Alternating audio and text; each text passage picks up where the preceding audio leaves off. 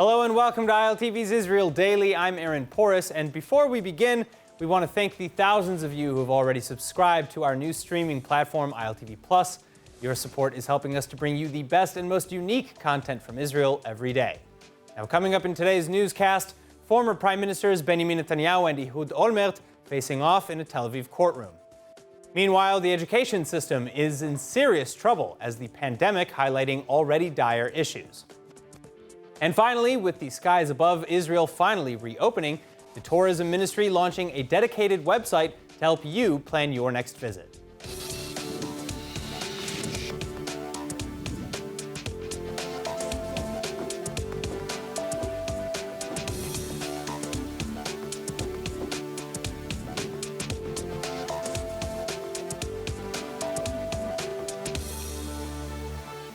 Our top story tonight, former Prime Ministers Ehud Olmert and Benjamin Netanyahu, neither of whom are strangers to a tribunal, returning to court in Tel Aviv, but perhaps not for the reasons that you'd expect.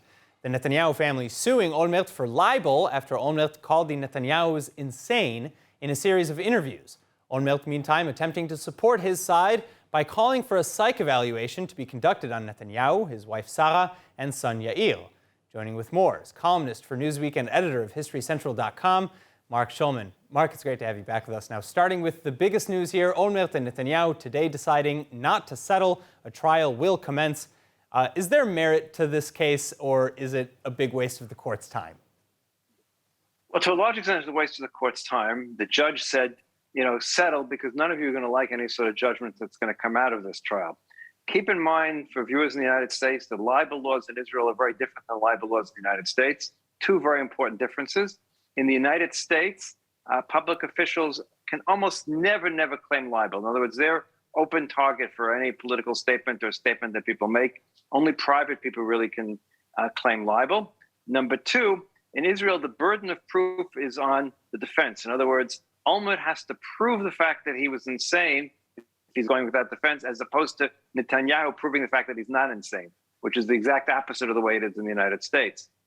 Now, Olmert is going to be saying that, one, he's claiming they are insane, but on the second, he's saying this is just a political opinion. You can't stop people from making political opinions, and that's all this was. Well, can you argue both, or can he legally argue both at the same time, or does he have to kind of choose a track? Because it can't be both. It can either he's either insane or it was just rhetoric. Well, no. Okay, the judge sort of said you better choose one or the other, and you're better off choosing the fact that the opinion side than choosing, proving that Netanyahu is insane is going to be more problematic. Let's put it that way. So he really does have to choose one, and the judge has said that. The judge also said, which was a really interesting line, when Netanyahu's lawyers at the beginning said that in any other place, the person, i.e. Olmert, would have been arrested for what he said. The judge said, isn't it good that we don't live in one of those other places? So it's very interesting on that level. I mean, look, it's stupid, to be quite honest. Half the country thinks one way, half the country thinks the other way. For two former prime ministers to be added in a libel trial is, so what is Netanyahu going to call Olmert a crook? Well, Olmert was convicted. That can, Olmert call Netanyahu a crook? Well, Netanyahu was on trial for being a crook. So, this is like, you can't make this stuff up. Let's put it that way. All right, so about Olmert's calls actually for a psych evaluation, is there a legal precedent for this? And will the Netanyahus really need to undergo an evaluation by a shrink chosen by Olmert just to proceed in this case? No, I don't think so, because like I said, the burden of proof is on Olmert to prove that they were insane, and not more importantly, that he had reason to think they were insane or crazy at the time he made the statement. He didn't use the word insane, actually. And the Hebrew term is much more, out of their minds type situation. So the burden of proof is very unlikely that, it's almost zero chance that Olmert would get his way when talking about this. But this isn't going to be good for Netanyahu either. This is like, no one's going to come out good from this. Right. And so it's the judge was right. Settle, because neither of you are going to end up with a better name when you leave this courtroom in the end than you walked into it. The judge isn't going to just cry that, Netanyahu and his family are totally sane and therefore pay because they're totally sane. I think the best defense that Olmert has is, again, he was speaking on panel televisions.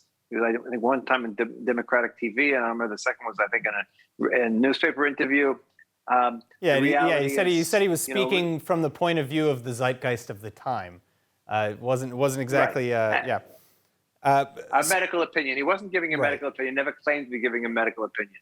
Sure. And listen, in political rhetoric, anyone who's listened to Israeli panels on TV knows people call each other's names all the time. It can be much worse than insane. To watch full episodes of ILTV's Israel Daily and tons of other content from Israel, visit our website at iltv.tv or download the ILTV Plus app.